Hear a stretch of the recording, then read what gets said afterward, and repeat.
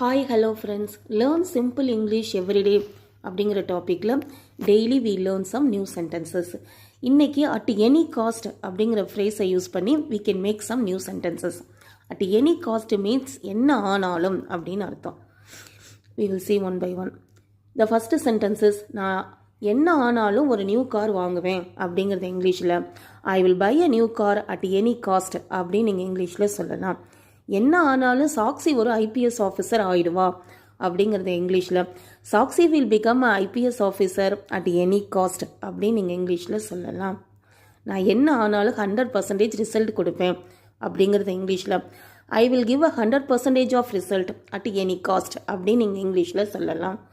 என்ன ஆனாலும் எங்கள் அப்பா லஞ்சம் வாங்க மாட்டார் அப்படிங்கிறது இங்கிலீஷில் my dad won't accept a bribe at any cost அப்படின்னு நீங்கள் இங்கிலீஷில் சொல்லலாம். உங்களுக்கு இந்த வீடியோஸ் எல்லாம் பிடிச்சிருந்தா லைக் பண்ணுங்கள், ஷேர் பண்ணுங்கள்.